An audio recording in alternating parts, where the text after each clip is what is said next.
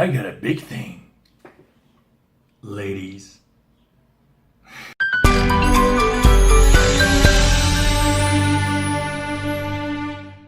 Hello and welcome, dear skilled modelers, to my small hobby YouTube channel. My name is Toma, and today we're going to be reviewing a very new, very fresh Revell kit. Here it comes. Whoa! What a big box! Look at that. The C54D Skymaster from Revell. Level 5, bitches. Right, let's put it back in its place.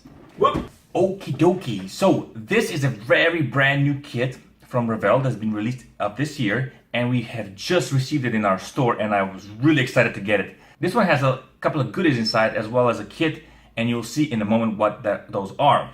But first, let me tell you the most important things, and that is the specifications for this aircraft. Right, before we dive into the box itself, I'll give you some basic information on the kit.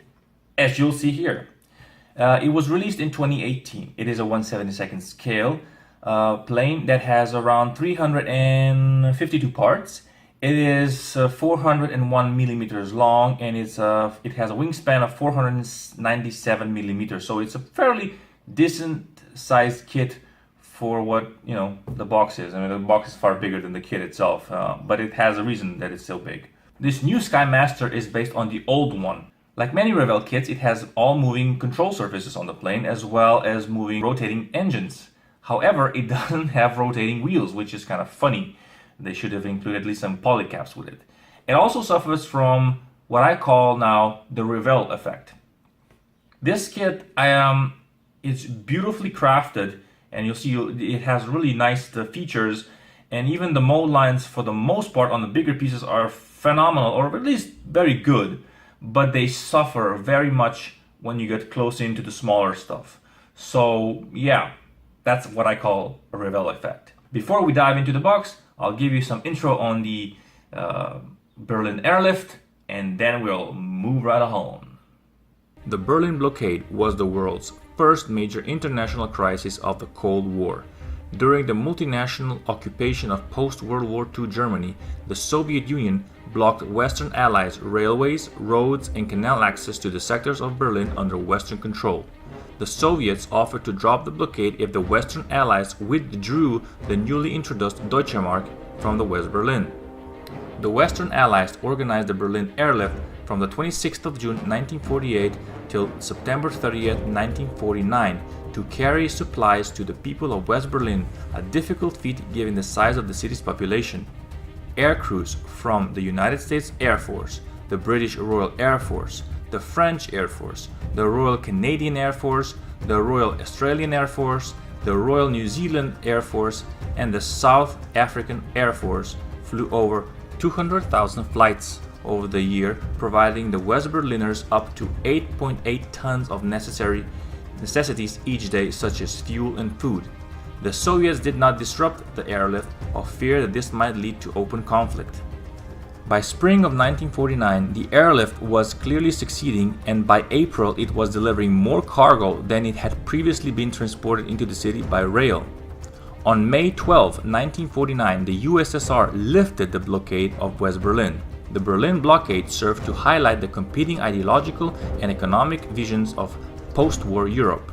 Hopefully you will be able to see what I'm about to show you, because this box is actually very, very huge.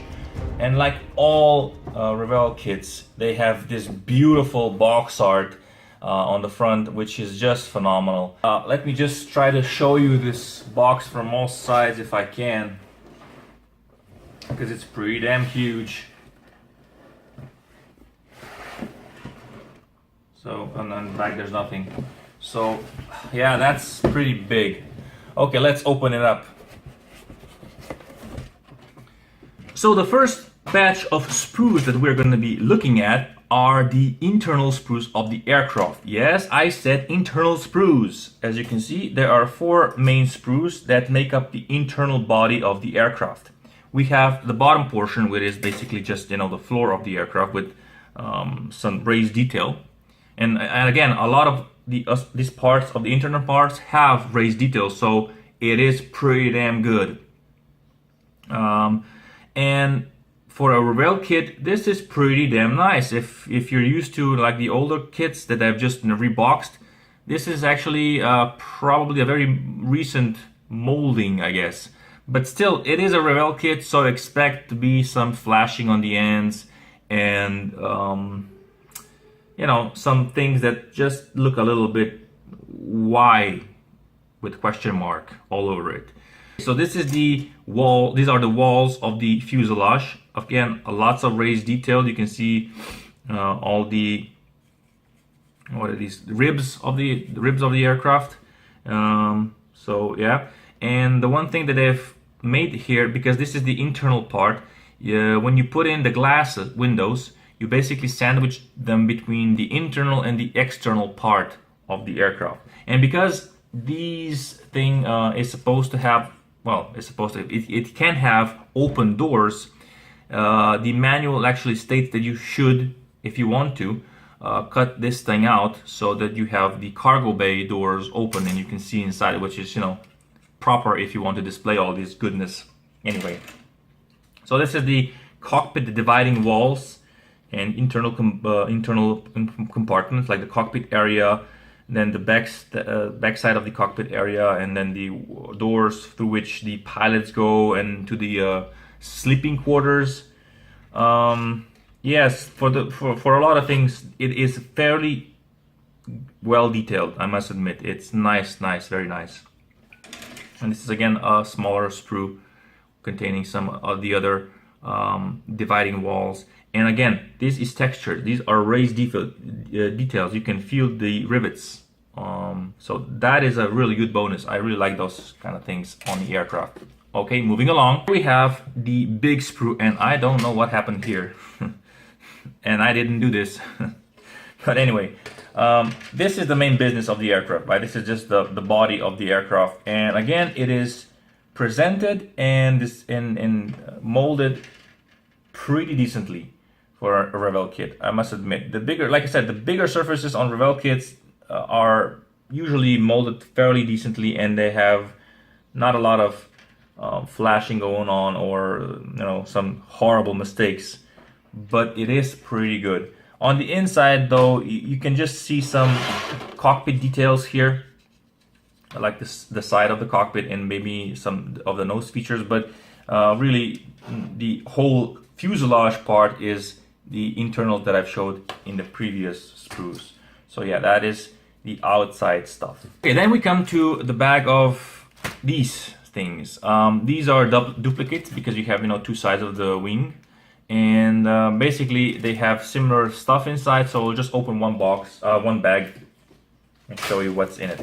In the manual, you will see that, at least in this sprue, a lot of these backrests for the seats inside the cargo compartment are not really used, so you know, just have this in mind.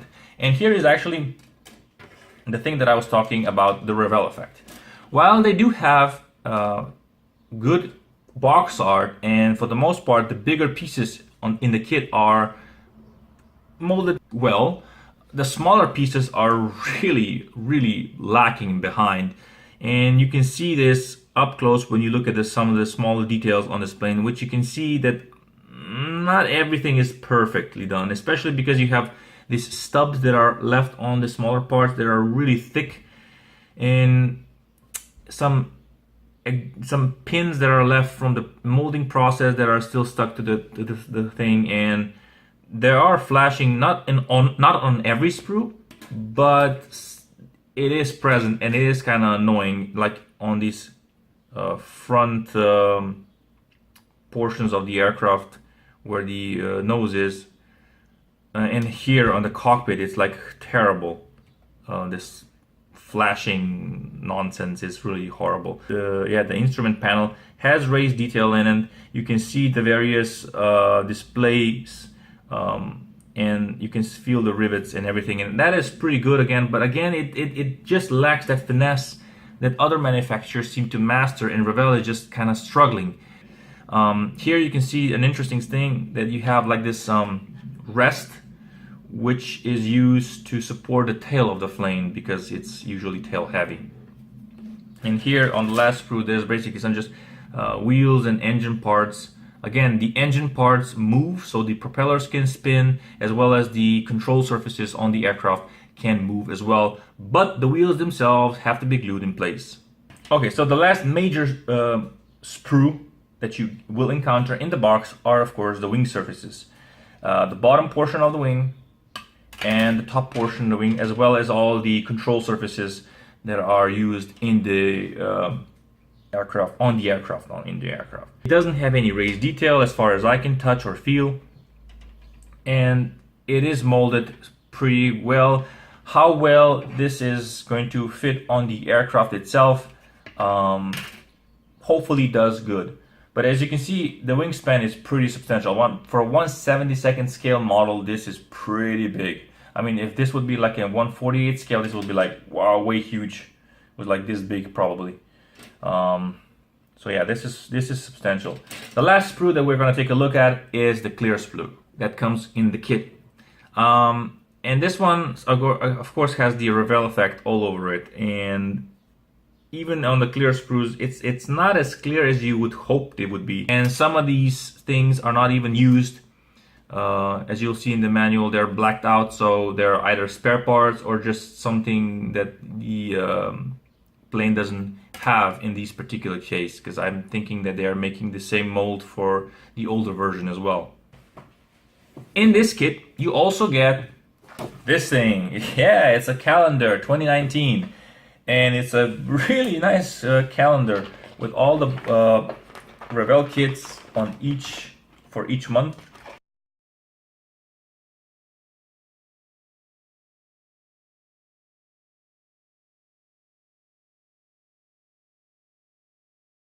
That's the whole 12 months of plastic goodness parts that you can buy from Revell.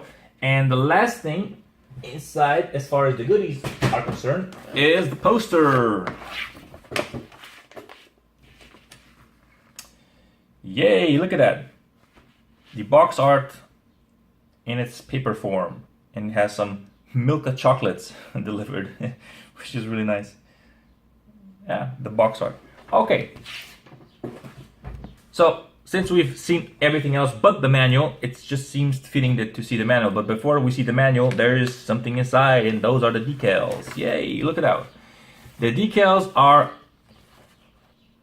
big, and I like big decals because they're easier to place, in my opinion. Do not have any sort of misprint, or like, it's crisp, clear, very well done. Details, you can like put the cockpit instrument panel inside, as well as a few other smaller details. But again, the decals are not small, and they're not like very tiny and, time consuming to put on, so it should be easy to put them on and, just have a lot of fun with it.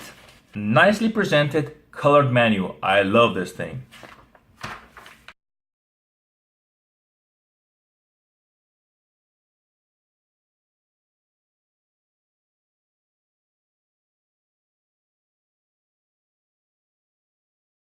So, that was the plane in its entirety, and now it's back to the studio.